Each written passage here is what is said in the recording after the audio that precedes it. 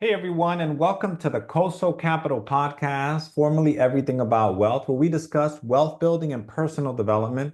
We are real estate investors and lenders, and on this show, we share our experiences, what's going on in the market, books we're reading, and more. I'm Denny Troncoso, and I'm your host. And today is January the 21st, and I'm going to talk about number one, it's the day after Martin Luther King Day, so let's give a shout out to Martin Luther King and talk about some of his accomplishments and why he is the person that he is, why we celebrate Martin Luther King Day. We're also going to talk about a new president. There was an inauguration yesterday. It was a busy day. We're going to talk a little bit about the US economy, what's going on, what are some positives. Then finish it up with some real estate information. How about that? And leave it up with some books we've read, just a couple there.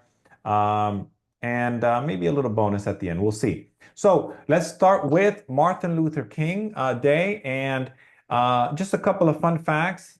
He worked to end segregation and racism through nonviolence, and that's really the main reason that he is special and the reason why he is celebrated. And we celebrate Martin Luther King Day. And he could have gone, at the time, there were other groups that were also fighting segregation, but they were using violent means. Like think of the Black Panthers and everything, which um, they were trying to defend themselves, is what I believe. But also, what happens is you lose a lot of people that may not be for segregation, but then you allow the people to use hard-handed tactics, and then they have an excuse to use them when violence is used. So it's a very tough needle, a tough thing to swallow, right? To use nonviolence when other people are being violent against you. But look at the power that Gandhi had when he freed India and Pakistan, modern day Pakistan, from British rule. And it was using nonviolent. And that's where he learned it from, and he applied it here. And then that's why he won the Nobel Peace Prize, Martin Luther King, in 1964, because of that work that he did in the 1960s to fight segregation and through nonviolence. Then he entered college at the age of 15, which that was really cool. I didn't know that. And he graduated at age 19. He had a bachelor's in psychology and sociology.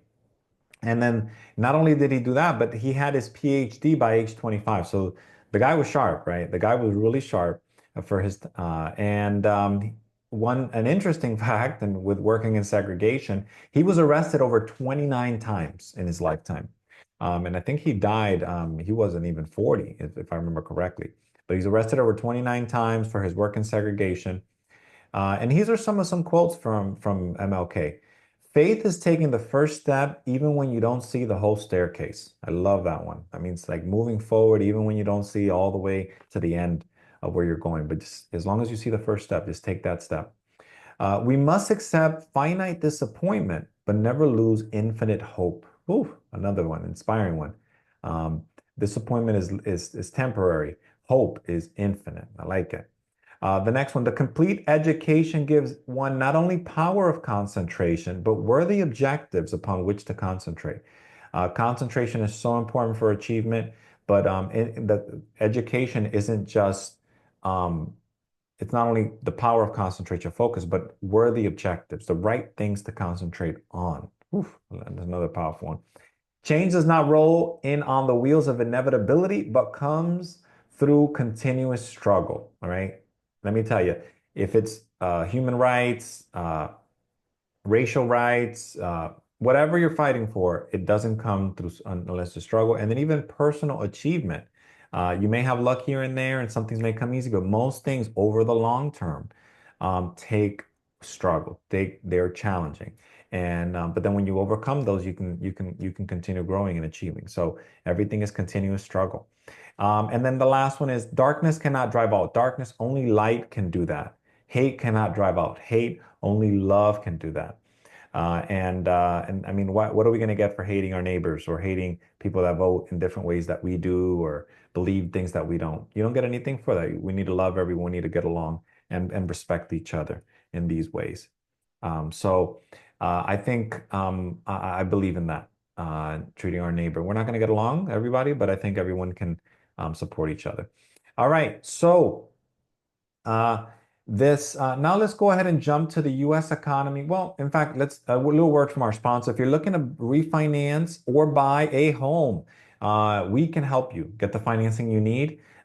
This is contact me, Denny Troncoso. I'm a licensed loan originator, NMLS 388985. Contact me at Denny, Denny, at cosocap.com, COSOCAP.com. We can do investment loans in 40 states. We can do primary residences and loans in Florida, Virginia, and soon to be Texas. Soon to be Texas. And if you're needing commercial or SBA loans, we can do that nationwide. So Denny at cosocap.com.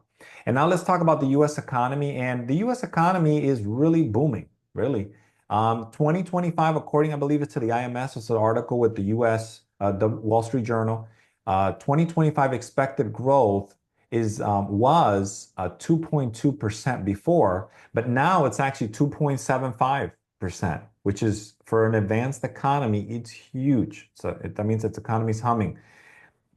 And then last year, the USA growth was 2.9%. And compare this to the Eurozone, which is 0.8%. It's not even 1%. So the United States is one of the strongest economies in the world, doing really well, not in recession, really just humming, really booming.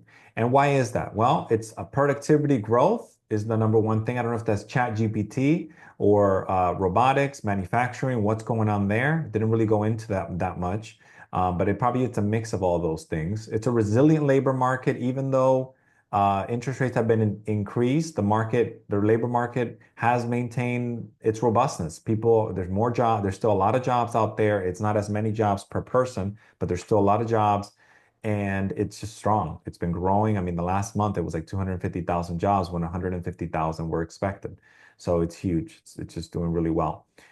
There's effective interest rate policy by the Federal Reserve. So the way that they increase interest rates as of right now, it was a great way that they did it. They've done a great job. They were slow at the beginning because they didn't think that inflation was, as strong as ingrained into the economy. They thought it was going to be temporary or transitory was the word. But once they knew it was there, I mean, man, they went hard at it and they increased rates from 0 to 5.25, 5.5. Now they're at like 4.5 to 4.75. And we don't know when their next rate cut is. That's another conversation for another day. Uh, so that was a really good decision for the Federal Reserve. And then inflation rate came down from 9% in 2022 to 3% at the end of last year, at the end of 2024. So it's huge, right? Now goods, they haven't come down. Goods are still expensive, right? Bacon, milk, all that stuff is still expensive, but it's not growing at the pace that it was before. And that's including rents, that's including houses. All that is now under control, and we'll see how it works out. Higher returns. What does that mean? So what's going to happen now that all these things are happening? Well, there's higher returns for U.S. investments. Uh, if you're buying real estate, if you're buying businesses, if you're buying stocks, all those things, higher returns, expect that because more growth, everything benefits from it. Increased capital flow. So more capital is coming from the outside into the United States, which again pushes up prices of assets, increases the return on those assets, possibly. Strong dollar, right? So when we're buying products outside of the United States, going traveling, buying, importing things, we're going to be able to buy more things. We'll get more for our dollars. And US living standards are growing at a faster level than other advanced economies. So the US, living standards, uh, being able to buy a house, being able to go on vacation, being able to pay for education, be able to, do a lot of the things you can do here in the United States is more comfortable to life than in a lot of other countries. That's not even talk about mentioning the developing world. We're talking about other advanced economies like Europe, Japan, Australia, all these countries that are advanced, we are really doing really well here in the United States. So it's a very thankful to live here in the US. We have our challenges, it's not perfect, but our economy, financial situation is doing really well. Need to fix our debt. Need to fix our debt. Got to throw that in there because that's out of control. Global inflation is projected to be 4.2% in 2025 and 3.5% in 2026. So the world is still not back to normal after the pandemic, but it's on its way. It's getting better, is the projection. Projections never guaranteed, but the trend is positive, the expectations. All right. Point here, if you're interested in if you want to get access to some information we have about the top 10 markets to invest here in the United States, send us an email. Same thing, Denny at coastalcap.com on the subject. Just write top 10 markets, and I'll be able to share with you the top 10 markets to invest here in the United States and why, what's going on with them. Here's something short snip, but that way you can have that. Denny at coastalcap.com. All right. New president, 25% tariff on Mexico. So they promised a lot of things. They came in, took over yesterday, and already a few things have already been announced. And I'm just really focusing on the business stuff of things and and things that are related to the business, how it's going to affect investments, how it's going to affect income. 25% tariff on Mexico and Canada, February 1st. They said maybe, maybe not. I don't know what's going on there because they just negotiated that JCPOA. No, no, that's not JCPOA. That was the Iran deal. They negotiated a trade agreement with Mexico and Canada when Trump was in office, but now he's saying that he's getting ready to do more tariffs. I don't know if it's a negotiation tactic or what, but 25% tariff Mexico and Canada as of February 1st have been announced. 100% tariff on BRIC nations being announced. BRIC is Brazil, Russia, India, China, and then sometimes they call it BRICS because they include South Korea. But really, it's not even these countries. It's just like a trading group, and I think Pakistan is in that now. I think India is no, India is in it because BRIC. But there's other countries that have joined this, and they're using this to trade. They're trying to go around the dollar, et cetera, and they're trying to fight that. Now, both of these things are inflationary, all right? And I'll tell you why in a minute. There's something, let's just talk about it now. So a tariff is a tax. So something is coming in. Let's say it costs $100. If they put a 25% tariff on it, it's going to cost $125. And then who pays that? The US consumer will pay it. Well, what ends up happening is the goal of the tariff, it has different goals. I think he's using it more as a negotiation tactic to just get better trade deals from Canada and Mexico, or to squeeze Mexico to uh, push immigration, like control immigration. Uh, but what if they indeed go through, it's just more expensive goods that are coming from these countries, and typically they're trying to push to use American-made goods. So maybe American-made goods, maybe they're $110, right? And then Canadian goods are 100. So people would buy most of the time American goods. I mean, Canadian goods since they're more inexpensive, right? Unless they're not available. But now, if Canadian goods are more expensive, then people will lean more on American goods. So not necessarily that you're always going to pay that 25% tariff, but you're going to pay higher prices for goods. So it is inflationary. Uh, they're using this for negotiation tactics around the world. They're using this to use that, either for defense purposes. That's why tariffs are used. So let's say how it goes. If it becomes a trade war where these people put tariffs and then America puts tariffs, it becomes a big mess. But let's just wait and see how it plays out. I know some people may be freaking out. I wouldn't freak out. I would just wait, but just know what's going on, right? Emergency price relief executive order.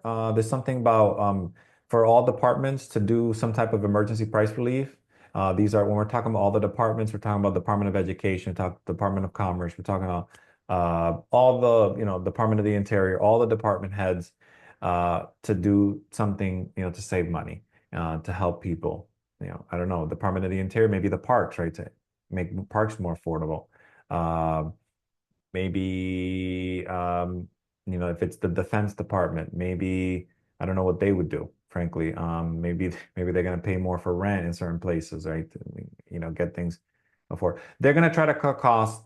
I don't know how they're gonna do that either. Let's just see how that plays out. But that's deflationary. That could bring prices down if it works out.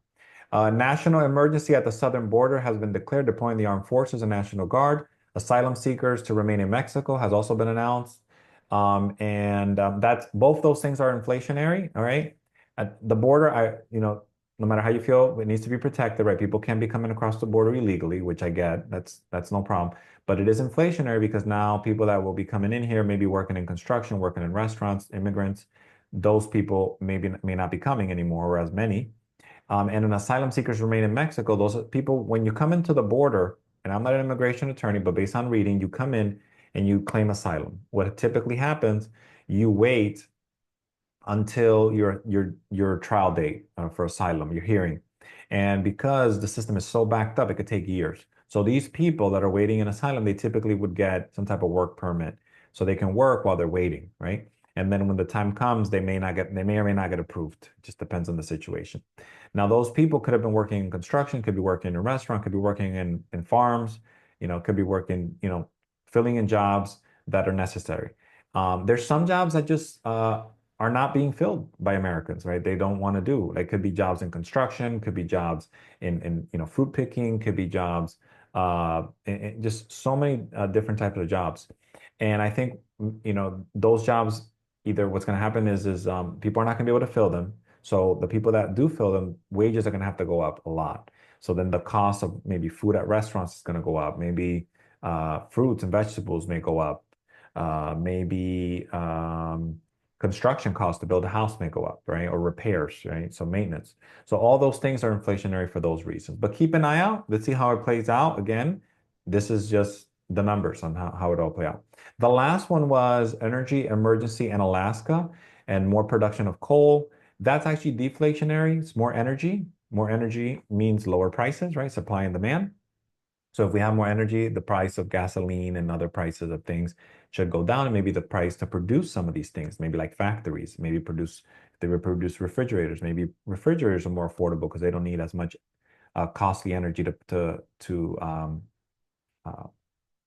fund their factory or like power their factory. That was the word I was using for. So that keep an eye out there on how that plays out. And now let's jump into real estate, right? Let's jump into real estate. If you want to sell your house, this is an article from the Wall Street Journal, and you want to renovate it, right? What should you renovate first, right? Where are you going to get your highest bang for your buck? This is by Veronica Dagger and Ben Eisen. The first tips that they're saying is don't go overboard, avoid becoming a general contractor. They asked one thing a family did is it looks like the garage door needed repairing or replacing, and it cost $4,500. But it added $8,750 in resale value. So that was 194% cost recuperation, which is great. That's something definitely you should do, right? Replace that garage door if it needs replacing. Entry doors, price $2,355, resale value recoup $4,430. 188% cost recoup. Another thing, if it's the entry door, get that done. You're making a lot of money back from that.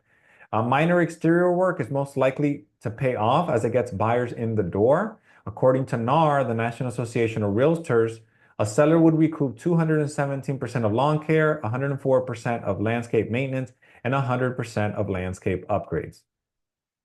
Now, this one, I would be careful with this. I would say don't go crazy. Everything has a limit, right? So don't go spending $25,000 on lawn care, right? If your lawn looks, fairly good. Everything has its limits, reasonable. Talk to your realtor in the area. If you need a realtor, we can help you find a realtor. Let us know. But you're going to get your money back in curb appeal for sure because people are going to be able to see the house. But how much you spend is going to be a factor.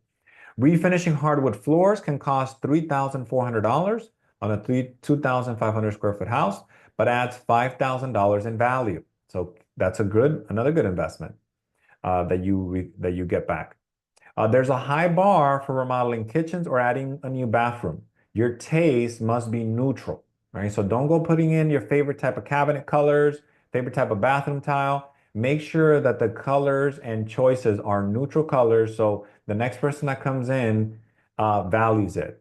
It's not something that you're in love with if you're going to be selling that house. If you're going to be in there, do what you want. But if you're going to be selling it to get your highest dollar, be neutral. Instead of a new kitchen, consider new light fixtures, reglazing the tub, new toilet seats, and shower rods. Inexpensive, but quick things that can just spruce up the house.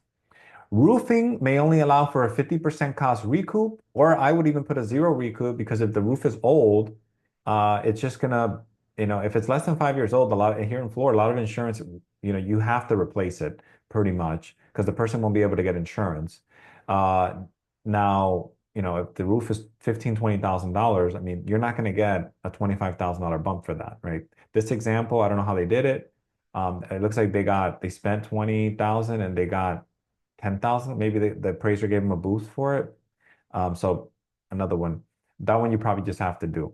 Low cost, big payoff, including painting walls, pulling out old carpets, decluttering spaces, and washing windows, treating lingering smells. Big, inexpensive, but big positives, big benefits from them. And then this ends with an example. Douglas Elliman, a realtor from New York, watched the home price under $1 million languish on the market by another agent. Once they took over the listing, they decluttered, painted, cleaned it, and staged it. It cost $20,000, but it sold for $1,050,000 with multiple offers. So the $20,000 was worth the investment. All right. So get yourself a good realtor, knows what they're doing, and you'll be able to sell that home fast. Now, what are interest rates? I know everybody wants to know. As of today, they're around 7%, guys. This is the conventional rates, Fannie Freddie, according to the Wall Street Journal. FHA, maybe slightly lower that, around 6.5%. But this is Wall Street Journal. Okay, interest rates are right around 7%. The good thing is, as of yesterday's announcements, it looks like rates came down a little bit today. Maybe they stay the course and go down over the short term to medium term the rest of the year, because I do have some buyers that need to refinance. And someone that's looking to buy, and higher interest rates just makes it more difficult for them to afford a home, especially what they need. So keep an eye out there. Now, I'm gonna just end up with books. Read some of the books I read last month. I actually read a few books. I'm not gonna share them all, but share a few of them. Explain some questions people typically ask, and go over a little case study, something that we're dealing with. We just got going on, some news for us. You can also send in questions and or share how you organize your finances for financial independence at Denny, Denny, at cosocap.com, or we will go and we will go over them on the show. It can be anonymous if you'd like, or just put your first name. Just put that in the subject line, financial independence, FI. Put FI for financial independence. All right. So the books last month were the first one was Devil Take the Hindmost by Edward Chancellor. And this book really recommended by Howard Marks. If you don't listen to that podcast, you should. And then read the memos. The podcast doesn't have all the memos he's written. That's like, I already finished all the podcasts, but now I want to go back and read the rest of the memos, and probably listen to them, if not annually, maybe every 2 years, all his podcasts. But They Will Take the Hindmost is one book he recommended by Edward Chancellor. The other one is The Price of Time. And there's an episode with Edward Chancellor on that show, if you want to jump on there before you read the book, because it definitely is a really good episode. But The Devil Take the Hindmost, they evaluate market panics all the way back, I think, to like 1400, the Dutch, and then they go with London panics, and then they go into the United States and just talk about human psychology and how they act during panics and what they do. Really interesting book. More of a historical financial read. If you're into that, I think you would enjoy it. I did the audio version, and I think it was good. I enjoyed it. The next one was All the Places You'll Go by Dr. Seuss. I know it's a random one. I actually got this one for my son. It was on my list to read, but I really wanted for him. But I mean, I think you should buy it for yourself and keep it in your library, even if you don't have kids, or if your kids are gone, if you haven't read it yet, because it's just a really inspirational book, and it kind of talks about life and some of the mistakes people make in life, and in a subtle way, kind of easy to understand way. So I highly recommend it. Add it to your list. I read it to my son, so I get to cheat. I have an excuse to read it multiple times a week, and I do. It's a short little read. You can read it like in 5-10 minutes. The next one is Dream Big by Bob Goff. So I kind of look at this book, the typical self-improvement book, a lot of little tips on achievement and different things. But I give Bob Goff a little bit of credit. I'll give him a lot of credit. I give him some credit because he's just a different type of guy.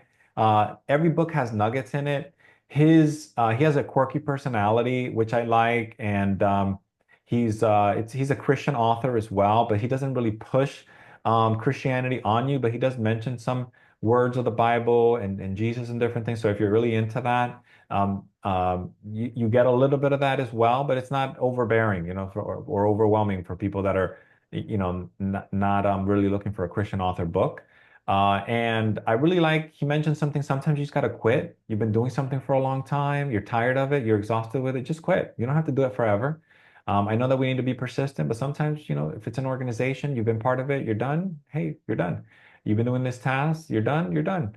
I like that. He mentioned some other tips on just let's see what we have. So he mentioned, let's see, Bob Goff. Let's see, thought I was gonna remember it, but there were some good ones that are worth sharing. Dream big. Let's see. Is it think when you're doing something, is it all about you or will it help others? That's a good one.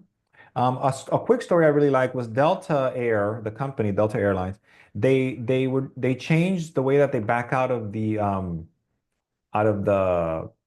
wherever the plane taxis, where it parks and everything. And instead of being 90 degrees when pulling out, they focused on 45 degrees. And that saved them billions of dollars. So it's like a small little change can lead to big results, is what he was trying to say. Pick your life and backfill your career. I really like that too, right? Instead of picking your career and then filling your life around it, it's like, no, this is how I want my life to be. Then talk about the career, right? Then like, okay, what career can work with this type of life? And this kind of goes to the thing about passion. Well, then now that's the career that's going to give me a passion, right? Because it's going to let me live the life that I want. Doing things that last instead of what work. Like think about legacy. Think about a few careers, right? It's not just one career, it's a few careers. We're constantly changing, right? If you look at my life, started as a financial advisor, right? Worked worked in helping people with Series 6 mortgage, debt consolidation, life insurance, Series 6. Then worked in health insurance. Then used that to give me the time and the money to do house flipping, and then bought some rentals. Met Desiree. Desiree said, let's buy apartment buildings. Used what I learned in all of that to buy apartment buildings with investors. Bought apartment buildings, fixed them, renovated, sold them. Now we're working on our first development. And then started this podcast, been kind of making it work, try to see what's the best fit for it. Started in 2020, but now getting going again and really just trying to find the best fit for what's authentic to me. And it's something that you should be looking for as well. Try different things and see how it fits for you. Um,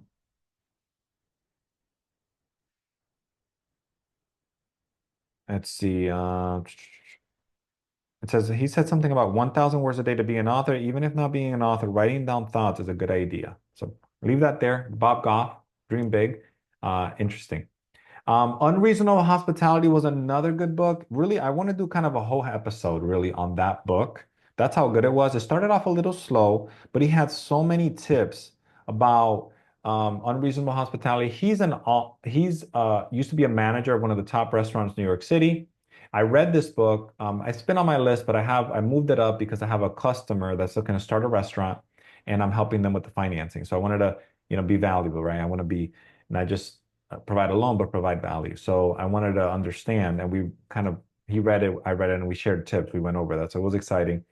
And he talks about a hospitality first culture and so many tips to increase the quality of a restaurant and really bringing that up a notch. And I really enjoyed it. And this can apply to really any business on customer obsession, which is something that Jeff Bezos talks about. So Unreasonable Hospitality by Will Guidara, really great book. He worked for Danny Meyer, which I think he started Union Square Cafe in New York, and then also started what's um, the burger Shake Shack, Shake Shack. So if you're familiar with those, this he worked for the founder of those businesses, right? So really interesting book, really useful. And then another book I read was the little book on value investing, and this one's more targeting the stock market and investing in the stock market. It had so many little tips. I really liked it. It's a nice little read on value investing that you can get a lot of value from. So Check it out. It's a little bit more technical book. If you're interested in the stock market and investing in stocks, this is really something you really should read and add to your list. Everything I read, I also put it on Goodreads. So if you want to follow me there, you can see what I'm reading, what I've read, and that, and we can go from there. Well, finishing up, kind of rounding third here. One of the questions people ask is how to start right now with little or no money. Desiree and I used to run a commercial real estate investment group at our local club. If you're in the Orlando area, Central Florida Realty Investor, CFRI.net. And we used to be the commercial group leaders there. And I used to be on the board. Desiree was on the board. And people used to ask us how to start right now with little money. It's like one of the common things. And one of the top ways to start investing in real estate with little money is wholesaling, right? And wholesaling means you get a property under contract and you sell that contract to another person, and it's basically like a wholesale deal. Think instead of retail, you're selling wholesale, right? Like if you're selling stuff, and the person that you're selling to is the flipper. They're going to flip it. You make something in between for selling that contract. Could be $5,000, could be 10, depending on how good of a deal you get. But what do you have to do? You have to be a good negotiator and a good marketer, and find things really below market to be able to sell to the flipper. So that would be a great place to start. I don't recommend you start flipping or buying commercial real estate unless you have a lot of capital, you have a good understanding of renovations, you have, a good understanding of real estate, and then you can transition to that. But I mean, everybody's different, so find where you fit. But this is just a good place to start investing, and then from there, then you can start seeing, okay, you can make a little money there. You can, if this flip, if maybe talk to the flipper, hey, can I watch your deal? Try to find somebody. Maybe you won't make as much money on the buy, but someone that maybe can teach you a little bit. Maybe, hey, can we partner? Instead of paying me the 5,000, can can maybe you give me 5,000 in the front and 5,000 in the back end, or can you give me 1,000 in the front, 2,000 in the front so I can market, but maybe give me 8,000 on the back end, and I can watch how the deal works out, and that way they don't have to put as much money up front. Negotiate that, see what that works out to. A quick case study is kind of up to what we're doing right now in our business. Of course, we have a mortgage company. We're doing financing, helping people get financing, buying a home, buying investment property, buying businesses, or financing their business. But one thing we're doing, we still have our apartment community, 42 units, and we also are developing 40 acres of land that we own, and into about 417, hopefully, multifamily, single family, and townhomes. I'm not going to talk about the development today. We just did resubmit last week, but I'll talk about that in a future episode. But today I'm going to talk about our property where we did have a third-party manager, and we just announced to them that we're not going to renew the contract as of the end of the month. We're going to hire we already did hire, we hired an employee to run the day-to-day management of the property part-time. And this is someone that we looked at their experience. They've been managing property for several years, have a lot of experience, and it looks like it's going to be a good fit. Time will tell. Got to kind of go through a 60, 90-day probationary period and see how it all works out. But it's nobody's going to manage a property like you. But the next thing that you have is an employee that does the management for you and is not managing other properties.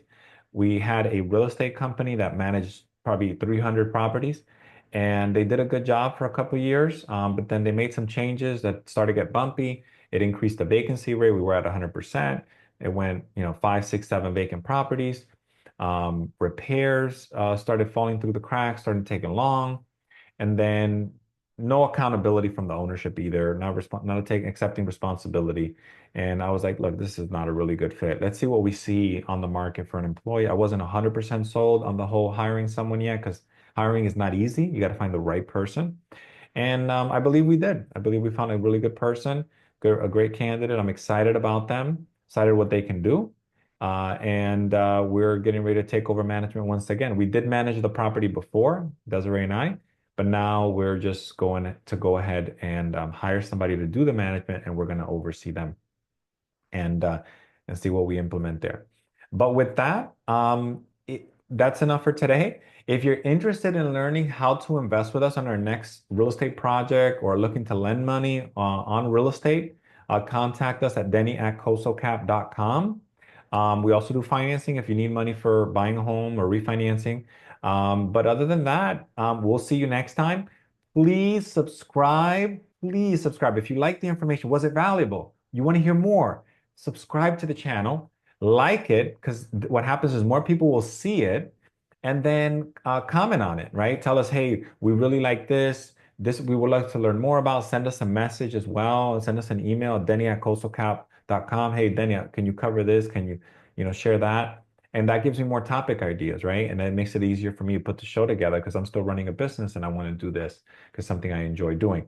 But then, of course, share it with your friends and some, maybe even your enemies to get people, more of the show growing and allow us to do more episodes and take care of the show. With that, my license number is NMLS 388985. I mentioned that before. But until next time, I'll see you guys every week. Denny Troncoso, Coastal Capital. Take care. Bye bye.